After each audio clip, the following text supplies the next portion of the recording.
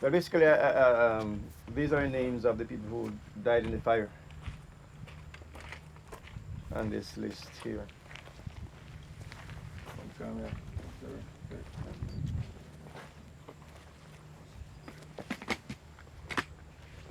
That's the list of the people who died.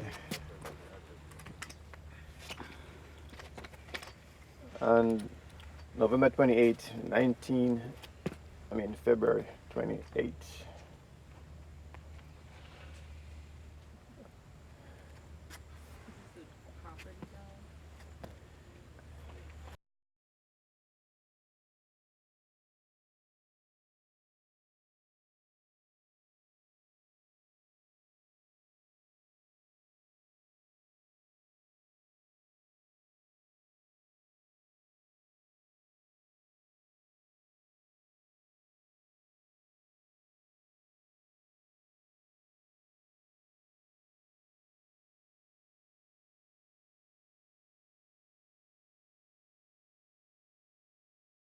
Yeah, How big was the fire? I mean, because there's a lot of names. well, it was like they were having a meeting.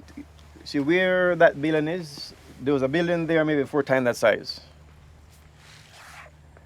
And they were in the building, surrounded by the ATF. And they said they are not coming out. So it was like a siege. They were in, and the policemen were outside, and they said they're not coming in. But according to the way things went, the fire started there, and they still didn't come out. And it is said that the building was surrounded by the ATF. And even if they wanted to come out, they couldn't come out because people feel as if it was their intention that they all should die.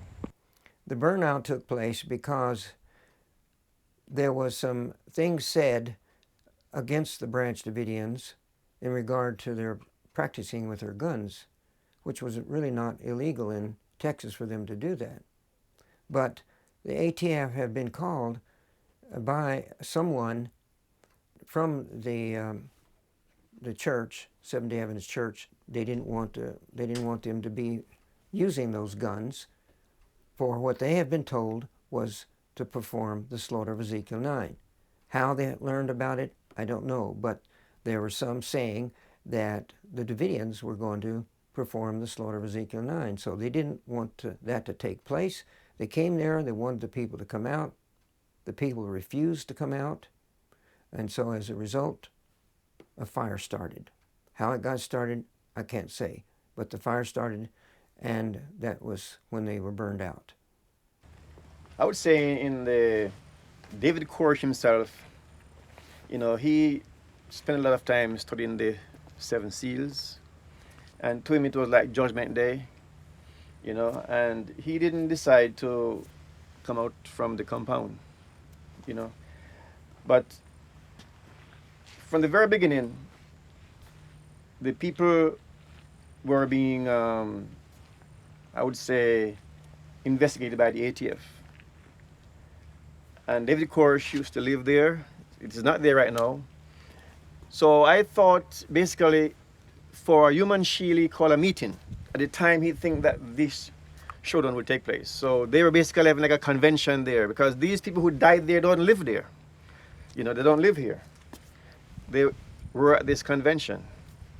And it's during that convention that the attack from the ATF took place. And they decided that they would not come out. Now, in my estimation, if the ATF or the police force wanted to accost Mr. Koresh, it could be done without have to do all of that. Because I came there in the past, saw him, talked to him. He goes through the gate, he goes to Waco, he goes to town, all that. They didn't have to bring an army to come and catch one man.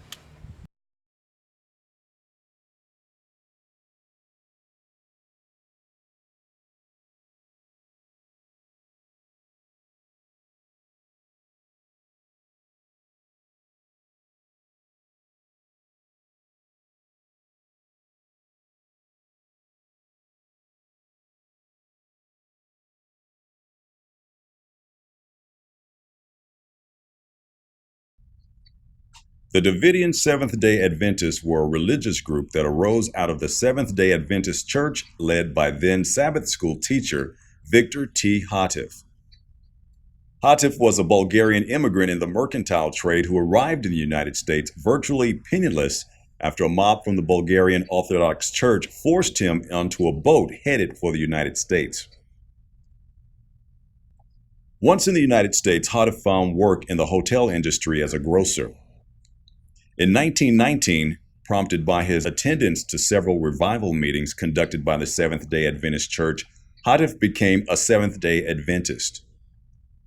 To be closer to the Adventist community, Houteff eventually moved to California, where he became a Maytag salesman and started his own business manufacturing what he called health suites. But he was a zealous sort of fella. He was very successful as a businessman and a salesman in California. But when he got to the church, he looked at it and saw it in terms of being already lax and people who weren't really committed to their faith. Houteff's commitment to fundamental Adventism grew, and the more he witnessed what he felt was laxness in these principles, the more alarmed he grew. Houteff would later pen a list of customs practiced in the church he felt departed from fundamental Adventist practices titled Partial List of Corruptions in his book, The Shepherd's Rod, Volume 1. Houteff stayed active in the church and began to teach a Sabbath school class which grew in popularity quickly. During his studies, Houteff began to delve into prophecies in the biblical book of Isaiah and began to apply them directly to the Seventh-day Adventist Church. His interpretations of Scripture, which called for a thorough reform, were viewed as radical by church leaders.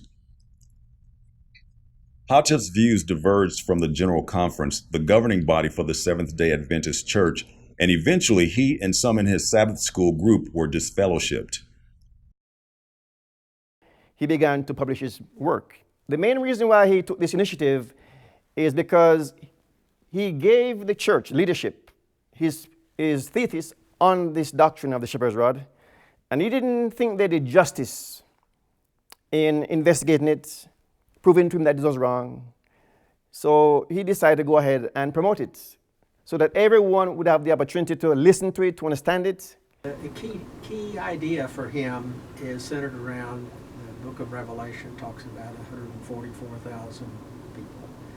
This presumably is to be those who are closest to God, or those who will be restored at the end of history, or whatever.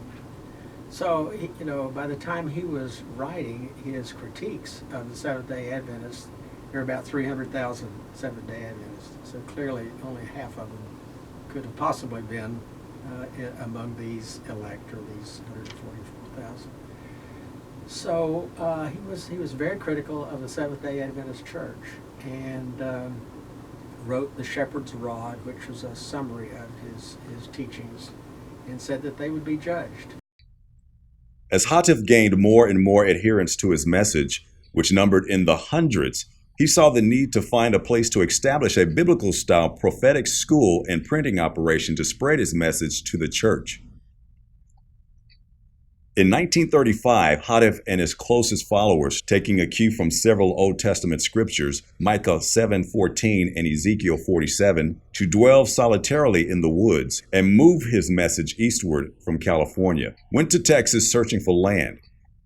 They purchased 189 acres in a rural area near Waco, Texas, outside the city limits to establish their publishing house. The land near Waco was mostly undeveloped, and workers began to trickle in to complete the work of setting up a headquarters to run the printing operation. They called the publishing house the Universal Publishing Association, and the surrounding camp they set up Mount Carmel Center. They would eventually mail out thousands of tracts to members of the Adventist Church. To Houteff, the name Mount Carmel signified a place of victory for ancient Israel. He later wrote in one of his publications that it represented a spiritual pasture of doctrinal food. The rift between Houteff's movement and the Seventh-day Adventist Church deepens.